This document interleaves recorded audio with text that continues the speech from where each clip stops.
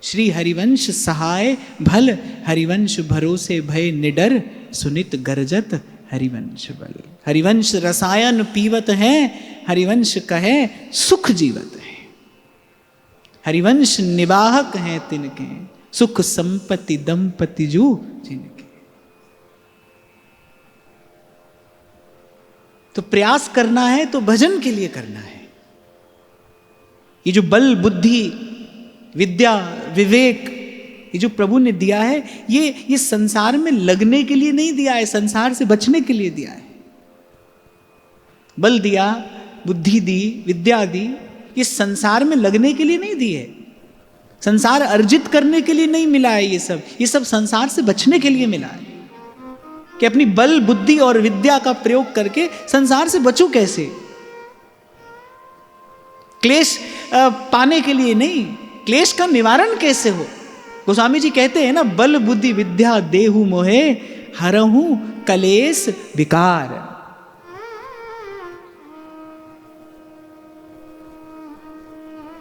सेवक जी महाराज ने कहा, देहु कृपा कर बुद्धि प्रकाश। तो बल बुद्धि और विद्या संसार से बचने के लिए लगाना है, संसार में रमने के लिए नहीं, संसार अर्जित करने के लिए नहीं। और देखो संसार की अपनी चाल है, संसार का अपना रंग ढंग है, संसार के अपने नियम कानून है।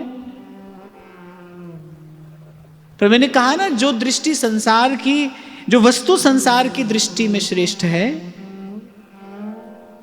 जो वस्तु संसार की दृष्टि में श्रेष्ठ है, परमार्थ की दृष्टि से उसका कोई भी मोल नहीं है, वो बिल्कुल व्यर्थ की है। और बस जैसी दृष्टि है वैसी सृष्टि है। पूर्व भी हमने चर्चा की थी, शरीर की दृष्टि से संसार देखोगे तो स्त्री पुरुष ने दिखाई पड़ेगा, काम वासना का नृत्य चारों ओर दिखाई पड़ेगा। और गुरु के चरणों की रज से अपने नेत्र आंज कर और फिर संसार की ओर देखोगे, सिय राम मैं सब जग जानी, करहूं प्रणाम जोरी जुग पानी। अच्छा, अजगर से एक और बात सीखी, मेरे हिलता डुलता नहीं है पर जागता है, हिलडुल नहीं रहा है पर जागता है। ऐसे ही जो विवेकी है वो क्या करता है, वो प्रयास तो नहीं कर रहा लेकिन जागता है। देखो एक छोटी सी बात मैं आपको बताऊं, एक सुंदर से पुष्प को आपने देखा, ज्ञान ने आपसे यह बता दिया कि यह पुष्प है, पर आप देखो जिस आंख ने पुष्प देखा वो आंख पुष्प नहीं चाहती। यदि हम चाहें कि पुष्प हमें मिले तो वो हमारी वासना है। तो ज्ञान हो आपको हर वस्तु का। मैंने कहा ना, बल बुद्धि विद्या इसीलिए तो मिली है कि संसार से बचें कैसे। संसार से बचने के लिए संसार की क्षणभंगुरता का ज्ञान होना आवश्यक है ना। ये नीरस संसार, ये असार संसार, इसकी असारता, इसकी क्षणभंगुरता का ज्ञान होना आवश्यक है। तो देखें, जाने, समझें, पर अटकना नहीं, अटकना नहीं। और मैं फिर आपसे कहता चलूंगा, ये जो विचार है, ये जो विवेक है, ये उसी के पास रहेगा जो स्वयं को सत्संग में बनाकर रखेगा। नहीं तो फिर धूल पड़ेगी इस पर। आज आप अपने मन का दर्पण उजला करके यहां से बाहर जाओगे, फिर वही धूल पड़ेगी इस पर। कल तक आप देखोगे, आज आप यहां से निकलो, मन कुछ और होगा, थोड़ी देर में कुछ और होगा, कल तक कुछ और हो जाएगा। और 2-4 दिन न करिए सत्संग, फिर देखिए मन की गति कुछ और ही हो जाती है। तो श्री दत्तात्रेय जी कह रहे, मैंने अजगर से देखा कि वो बहुत ज्यादा हिलता डुलता नहीं, प्रयास नहीं करता, लेकिन भाई जागता तो है। ऐसी जाग कर रहना है। पूर्व भी हमने बड़े विस्तार से चर्चा की थी, संसार से बचने की युक्ति क्या है। संसार क्या है? स्वप्न है। स्वप्न से बाहर आने की युक्ति क्या है? जागना। सत हरि भजन जगत सब सपना, जगत सब सपना। इस स्वप्न वत संसार से बचे रहने की युक्ति क्या है? जागते रहो, जागते रहो। गुरु के वचन की लाठी अपने हाथ में रखकर कहते रहना है, जागते रहो। मैं फिर कह रहा हूं भाई, ये पुरुषार्थ आपको करना है। इस विचार को अपने मन में बैठाने के लिए आपको मेहनत करनी पड़ेगी। बार बार अपने मन से कहना पड़ेगा, बार बार मन उसी संसार का सेवन करेगा, उसी की चाह करेगा, उसी की इच्छा करेगा। यही भजन के मार्ग से फिसलना है, पर घबराना नहीं। तेरी बनत बनत बन जाए। इसी युक्ति से, इसी विधि से संतों ने अपने मन को साधा है। और है तो कठिन भाई, तभी भगवान कह रहे हैं असंशय मनो महाबाहो मनो दुर्निग्रहम चलम पर अभ्यासेन तु कौन्तेय वैराग्येण च गृह्यते। अभ्यास और वैराग्य, इससे ये नियंत्रित हो जाता है। बार बार अभ्यास करना है। अच्छा, अभ्यास उसी वस्तु का करने के लिए तो कहा जाता है जो एक बार में न सिद्ध हो, उसी का तो बार बार अभ्यास करना पड़ता है। एक बार में नहीं होगा, मान लो इसको एक बार में नहीं होगा, मैं कह रहा हूं 100 बार में, 1000 बार में भी नहीं होगा, पर करना है, छोड़ना नहीं है। ये विचार नहीं छोड़ना है, ये अभ्यास नहीं छोड़ना है, भजन का प्रयास नहीं छोड़ना है, ये चेष्टा हमें छोड़नी नहीं है। हो सकता है किसी दिन आप सत्संग में आओ, आपको सब कुछ समझ में आ जाए, आप सब हृदयंगम कर लो। किसी दिन ऐसे ही मन नीरस सा यहां से उठकर चला जाए, पर फिर भी सत्संग का सेवन करना है। संत तो कहते हैं कि शास्त्र का भी जब आप अध्ययन करते हैं तो हो सकता है पहली बार में शास्त्र अपना अर्थ आपके सामने न खोले। कहते शास्त्र के द्वार पर भी भिक्षुक बन के जाना चाहिए, याचक बनकर जाना चाहिए। कभी कभी होगा आप वाणी का पाठ करोगे और नहीं लगेगा मन, आपको कुछ भी समझ में नहीं आएगा, पर याचक बनकर जाना है। वाणी के द्वार पर, उस ग्रंथ के द्वार पर याचक बनकर जाना है। किसी दिन उसकी कृपा होगी, उसका अर्थ, उसका मर्म आपके सामने प्रकाशित हो जाएगा। और यही प्रयास तो आपको मुझे करना है। कोई एक टांग पर खड़े नहीं होना है, कोई आपको मुझे धूनी नहीं तापना है, कोई कठिन साधन तो है नहीं।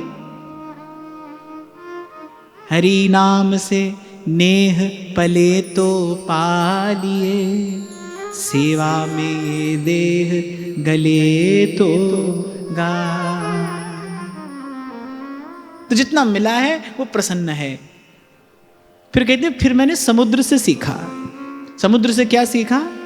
मुनि ही प्रसन्न गंभीरो दुर्विगायो दुरत्ययः। सबसे पहला गुण मैंने समुद्र से क्या सीखा? गंभीरता। एक बात मैं यहाँ विशेष रूप से कहना चाहूँगा कि जैसे जैसे आपकी साधन में उन्नति होगी, आपके अंदर ये गुण अवश्य आना चाहिए। देखो, दूध छलकता है, लेकिन जब उस दूध को थोड़ा जमावन लगा दिया जाता है और वो दही बन जाता है तो दही नहीं छलकता है, उसमें गंभीरता आ जाती है, उसमें स्थिरता आ जाती है। यदि आपने गुरु द्वारा प्रदत्त साधन का सही प्रकार से अनुष्ठान किया है तो आपके भाव में गंभीरता आनी चाहिए, आपका भाव गंभीर हो जाए। भाव का गांभीर्य अर्थात अपने भाव में स्थिरता।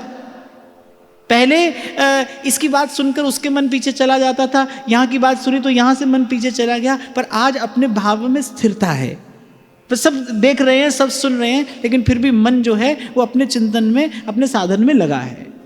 और मैं तो कहता हूँ कि क्या होता है, कभी कभी कोई वाणी से बड़ा चपल होता है, कुछ भी बोलता है, किसी किसी की शरीर की चेष्टाएं बड़ी चपल होती हैं। प्रत्येक प्रकार से यदि आपकी साधन में उन्नति हो रही है तो आपके भीतर एक गंभीरता आनी चाहिए। इसी बात पर कल मैं चर्चा कर रहा था कि आप यहाँ पर आते हो या मेरे सामने तो आप खूब अनुशासन से बैठते हो, पर उससे पहले यदि यहाँ पर कोई ऐसी चेष्टा होती तो वो अच्छी बात नहीं है। आप सब साधक लोग हैं, आपके आचरण से परिलक्षित होना चाहिए।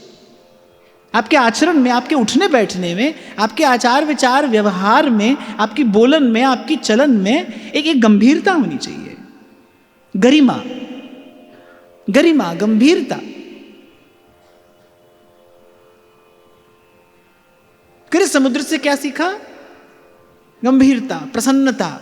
समुद्र सदा गंभीर, प्रसन्न, अपने स्वरूप में स्थित, और थोड़ी प्रसन्नता भी होनी चाहिए, माने मुस्कुराते रहना चाहिए। साधक के जीवन में ये लक्षण भी होना चाहिए कि साधक मुस्कुराता रहे। और आप और मैं जहाँ की उपासना कर रहे हैं वहाँ तो फूल जहाँ तहाँ देखिए। श्री वृंदावन माही द्रुम बेली खग सहचरी, बिना फूल को नाई। आपकी तरफ कोई देखे, आपकी तरफ कोई देखे तो उसे कुछ सकारात्मक, कुछ पवित्र, कुछ प्रसन्न भाव आपसे मिले। ये भी आपसे मैं कहूँ, ये भी सृष्टि की एक सेवा है। स्वामी श्री शरणानंद जी महाराज जी बात कहा करते थे, बोले ये भी जगन्नाथ की एक सेवा है कि और कुछ नहीं कर सकते, कम से कम मुस्कुराते तो रहो। कभी कभी तो मैं देखता हूं कुछ लोग तो बड़े ही ज्यादा रूखे सूखे और कठोर हो जाते हैं साधन करते करते। उनमें बड़ी, उनके व्यवहार में बड़ी कठोरता आ जाती है, उनका हृदय बड़ा कठोर हो जाता है। पूर्व में हमने शायद कल ही इसी बात पर चर्चा की कि भाई बिल्कुल संवेदनहीन हमें नहीं हो जाना है, ऐसा हृदय किसी काम का नहीं है। तो प्रसन्नता, गंभीरता, आप हम सब साधक हैं हमारे छोटे से छोटे व्यवहार से। और मैं कहता हूं साधक भी क्यों, हमको यह समझना है हम श्री जी के हैं, इसी भाव की उपासना करने तो यहां पर आए हैं। इस द्वार तक हमें श्री जी की कृपा लेकर आई है, महाप्रभु की चरण शरण मिली है, हितजू की कृपा से हमें सहचरी भाव मिला है, हम सब श्री जी के हैं। और आप श्री राधा सुधा निधि में किस प्रकार महाप्रभु जी ने प्रिया जी के गौरव और गरिमा का गान किया, एक बार आप उसका दर्शन करिए, कैसी हमारी श्री जी हैं। हमारी प्रत्येक चेष्टा किसी के लिए साधन बने, हम किसी के लिए साधक हो, सहयोगी हो। फिर दोहराता हूं मैं, चींटी सोले जुगल तक सब सो हित निष्काम। चींटी से लेकर युगल सरकार तक सुधर्म बोधिनिकारी बहुत बड़ी बात कहते हैं, कह रहे चींटी सोले जुगल तक सब सो हित निष्काम, आपके द्वारा हित साधन हो। देखो एक और बात मैं आपको यहां कहकर आगे बढ़ूं, आपको ये लगे ना कि 2 4 5 माला अधिक करोगे और पहले निकुंज पहुंच जाओगे, तो ये भ्रम है मन का, ऐसा कुछ होने वाला नहीं है। अपना जीवन सुंदर बनाइए। ये जो अवसर आपके मेरे हाथ आया है ना, जितना सुंदर से सुंदर इसे बना सकते हैं। मैं तो कहता हूं फूल कहीं चलकर नहीं जाता है, वो तो अपने स्थान पर खिल जाता है। पुजारी आता है, उस खिले हुए पुष्प की जब सुंदरता देखता है, उसकी सुकोमलता देखता है, उसकी सुवास का जब वो अनुभव करता है, तो वो कहता है ये पुष्प जो है ये देवता के चरणों में चढ़ाने योग्य है। फूल कहीं नहीं जाता, वो तो वही है। कोई आएगा, हम अपने जीवन के पुष्प को इस प्रकार खिलाएं, कोई आए कि हमारे जीवन पुष्प को देखकर किसी के मन में इच्छा हो कि ये फूल तो प्रभु के चरणों में चढ़ाने योग्य है।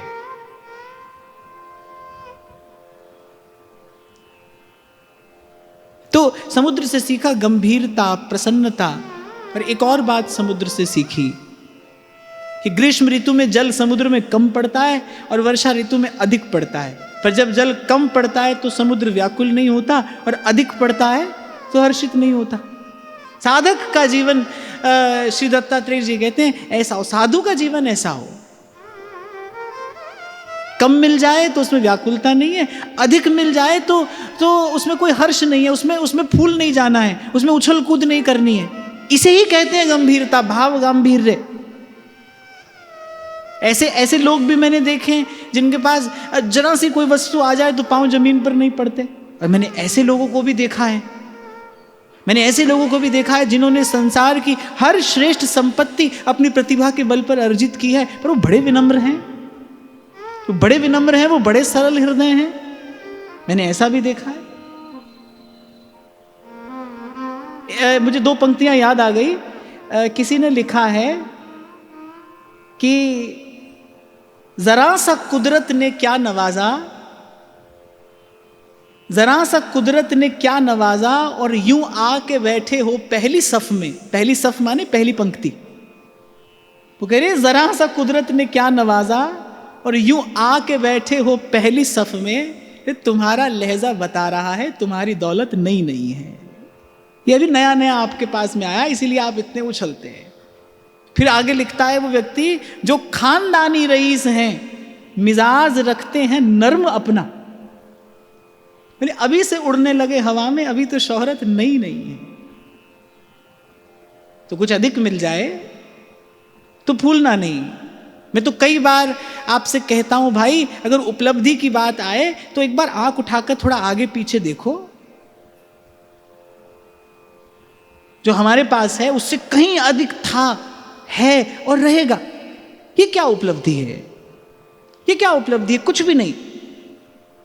श्रीमद् भागवत के कुछ स्कंदों में जहां भगवान का ऐश्वर्य लिखा है, आप कभी उन स्कंदों का पाठ करो तो आपको लगेगा कि हम हैं क्या, हमारा अस्तित्व क्या है। महाराज जी, स्वामी श्री अखंडानंद जी महाराज जी एक बार बंबई के किसी सेठ जी के यहां पर गए, बहुत बड़ा उनका घर, तो वहां पर एक ग्लोब रखा था। अब महाराज जी ने शायद वो पहली बार देखा होगा, ग्लोब देखा है ना आपने, वो ग्लोब रखा था। तो उन्होंने पूछा, सेठ जी ये क्या है? बोले सारे संसार का नक्शा है। अच्छा, स्वामी जी ने कहा लाओ हमारे पास, ले आए। बोले इसमें तुम्हारा घर कहां है? सारे संसार का नक्शा है और तुम जब देखो अपने इसी बंगले को देखकर इतराते रहते हो, तुम्हारा घर कहां है इसमें? बोले नहीं महाराज, इसमें तो हमारा घर नहीं दिखाई पड़ेगा, इसमें घर कहां दिखाई पड़ेगा। क्या अस्तित्व है हमारे पास जो है, उसका क्या अस्तित्व है? कुछ भी तो नहीं भाई, कुछ भी नहीं। एक बार दृष्टि उधार करके देखो।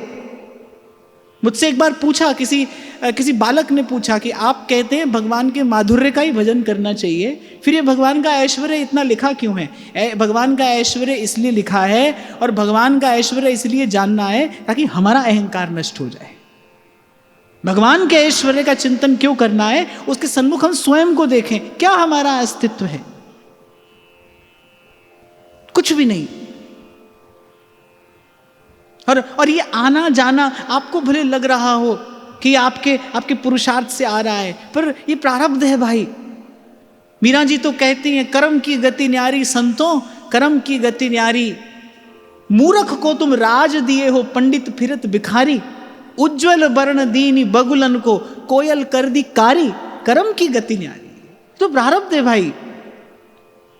गोस्वामी जी तो और आगे की बात कहते हैं, बोले बिहसी महेश तब ज्ञानी मूढ़ न को।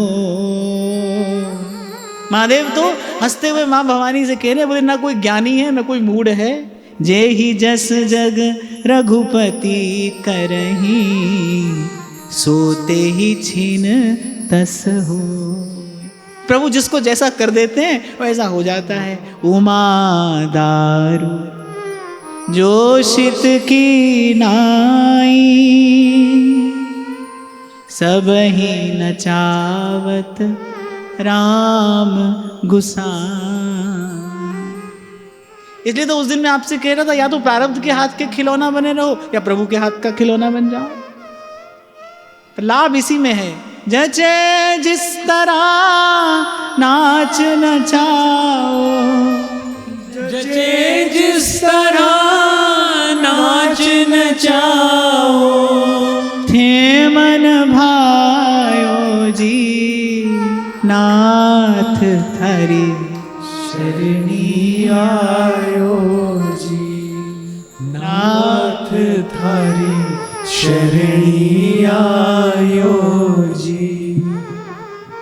तो थोड़ा भी उसका, घना भी उसका, अच्छा भी उसका, बुरा भी उसका।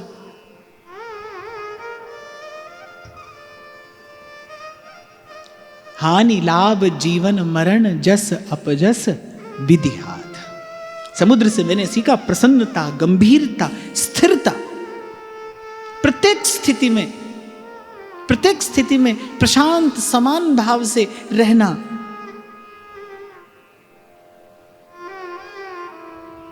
फिर मैंने सीखा पतंगे से। पतंगा होता है ना जो अग्नि की लौ पर आकर गिरता है, कह रहे फिर मैंने सीखा पतंगे से। अब बड़ी महत्वपूर्ण बात कहते हैं, दृष्ट्वा स्त्रियं देवमाया तद्भावैर्जितेन्द्रियः। भगवान ने इस बात का विचार करके कि भाई सभी हमारे पास में आ जाएं तो भी ठीक नहीं है, तो स्त्री के लिए पुरुष और पुरुष के लिए स्त्री रूपी एक माया की रचना की है।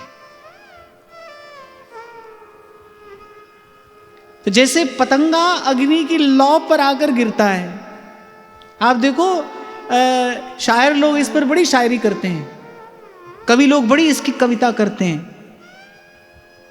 वो अग्नि के रूप पर आकर्षित होकर उसकी ओर आता है।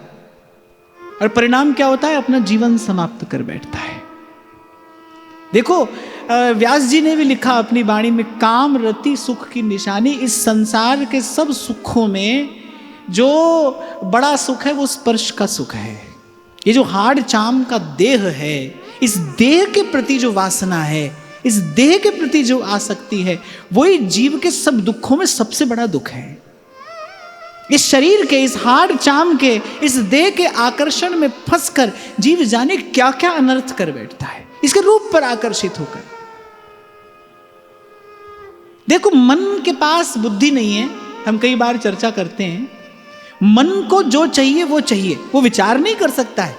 वो नहीं विचार कर सकता है कि ये कहां से आ रहा है। जैसे भूख लगी हो और भोजन सामने आ जाए तो खाने वाला व्यक्ति थोड़ी पूछता है कि भोजन महात्मा के यहां से आया है कि दुरात्मा के यहां से आया है, और पेट को इससे कुछ लेना देना भी नहीं है। मन को रस चाहिए, मन को रस चाहिए, वो जहां से मिलेगा वो वहां से लेगा। संसार के रूप पर आसक्त न हो, ये और अंतर, संसार के रूप के प्रति हमारी वासना समाप्त हो जाए, इसकी उक्ति क्या है, इसकी औषधि क्या है इस रोग की? कि बार बार प्रभु के रूप का दर्शन किया जाए। देखो संसार के जो रूप का जो आकर्षण है उसको निरस्त करने वाला एक प्रभु का रूप है। बस बार बार प्रभु के रूप का दर्शन करिए। छीन ले हंस के सबका ये मन, सखीरी मेरो राधा रमन। प्रभु की मुस्कान, प्रभु की चितवन, प्रभु के नेत्र, प्रभु के चरण, प्रभु की हसन, प्रभु की बोलन, प्रभु के रूप का ध्यान करने से ही संसार के रूप के प्रति जो हमारी आसक्ति की जो सहज आकर्षण है, क्योंकि इसकी रचना भगवान ने की है। स्त्री के लिए पुरुष बना दिया, पुरुष के लिए स्त्री। और आप स्त्री होकर संसार देखो तो पुरुष में आकर्षण दिखाई पड़ेगा, पुरुष होकर देखो स्त्री में आकर्षण दिखाई पड़ेगा। इसीलिए हमारे यहाँ आचार्यों ने व्यवस्था की, प्रथमई भावुक भाव विचारे। ना हमें स्त्री होकर उपासना करनी है, ना पुरुष होकर उपासना करनी है। स्त्री पुरुष होकर भगवान को नहीं पाया जा सकता भाई। जीव होकर सन्मुख होई जीव मोई जबहि। यदि स्त्री होकर रहे तो पुरुष में आकर्षण होगा ही होगा। पुरुष हुए तो स्त्री की तरफ सहज आ सकती होगी। इससे बच पाना असंभव है। इसलिए कल के सत्र में भी मैंने आपको कहा था, काम करने से काम नहीं जाता है भाई।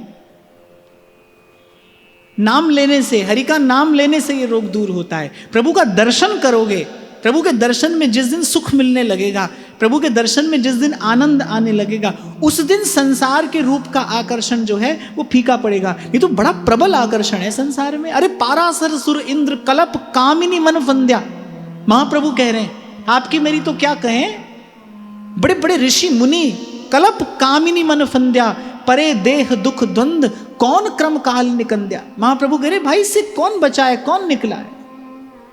यही डरई डरप हरिवंश हित, जिन अब भ्रमहि गुण सलिल पर, और जिहि नाम निमंगल लोक तिहु सुहरि पद भज न विलंब।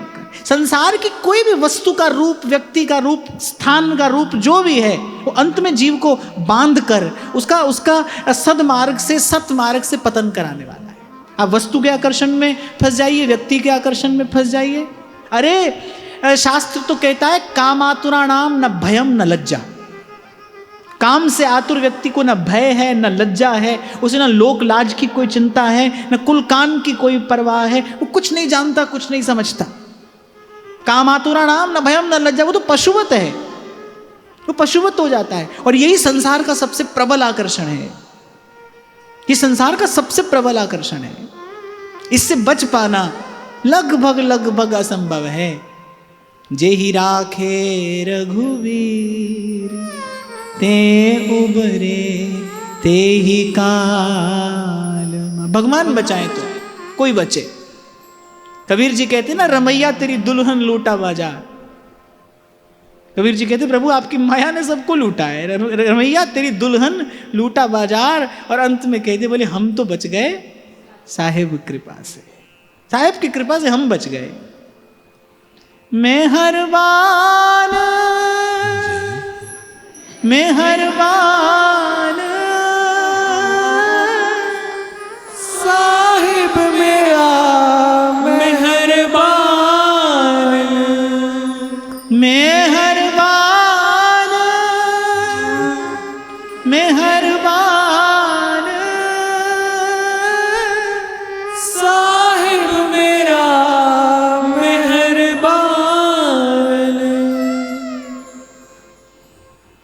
हाँ गाओ गाओ।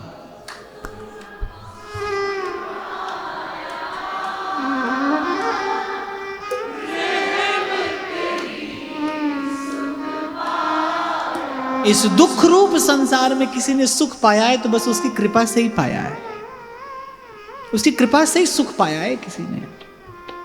ये जो अनेक अनेक प्रकार के पाप ताप जीव के साथ लगे हैं, कैसे जीव इससे मुक्त हो सकता है? जय राखे रघुवीर ते उबरे ते ही काल। यही संतों ने कहा भाई, सबको लूटा इसने, कोई बचा तो उसकी कृपा से बचा। जो कीली से लग रहे वाको बाल ना बाका हो,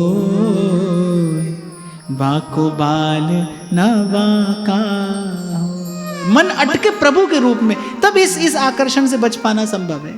अरे संसार की छोटी सी वस्तु, संसार की साधारण सी वस्तु, संसार की तुच्छ सी शुद्र सी वस्तु आपको और मुझे अटका सकती है, उसमें इतना प्रबल सामर्थ्य है। एक और बात मैं यहां पर कहूंगा, कभी भी अपने आप को आप इतना सबल इतना समर्थ न समझें कि भाई अब हम सब प्रकार की आसक्तियों से मुक्त हो गए। ऐसा यहां पर कोई नहीं है, न मैं न आप, न कोई था न होगा, ऐसा यहां पर कोई नहीं है।